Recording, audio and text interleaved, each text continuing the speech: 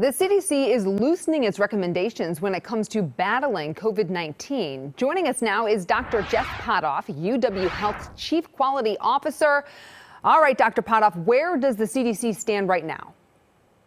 So they've changed a few things compared to last year, and they've changed this because we're in a different environment. We have kids who are vaccinated, boosted, and if they're not, they've likely had COVID recently, so they have some protection. Big changes are, one, social distancing as a rule is falling apart a little bit.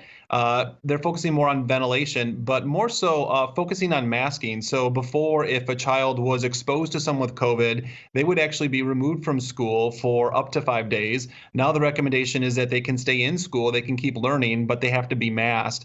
And likewise, with other kids who may have, high risk for COVID, instead of keeping them out of school, they just get to stay masked. I mean, it makes sense. And this is basically just happening as we're going along in this pandemic, adapting. The rules are adapting as we're going along, right? Yeah, I think it's really this reduction in risk. So, last year I remember, most kids weren't vaccinated. We didn't fully understand the impact of COVID in kids, and it made sense to be a fair bit more restrictive.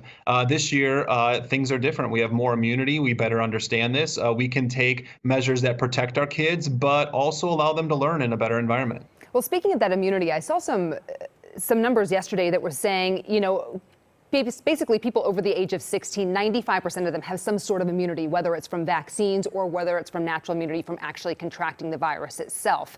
Do you feel the same way about that?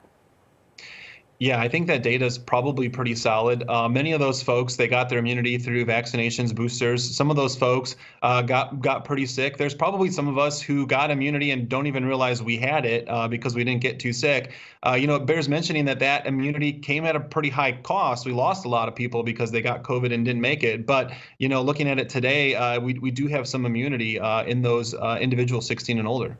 As the CDC is now shifting everything, does this kind of signal a shift in the pandemic itself? I think it does. I think it's really a better matching of mitigation efforts with the risk that we are currently facing, which is much, much lower than the risk we were facing even a year ago. And it allows us to do this where we can actually think about, how do we provide a good educational experience for kids or do the things that we want to do, with less need for mitigation that makes those things impossible to do. And I think so much focus right now is on the kids. MPS, of course, here in Milwaukee, they are changing things. Right now, Milwaukee County is still considered to be in the high category per CDC data, saying the transmissibility is pretty high right now. So they are masking. What is your feeling when it comes to that, just really quickly on the masking? Do you still think that it is necessary when you do have these high transmission counties?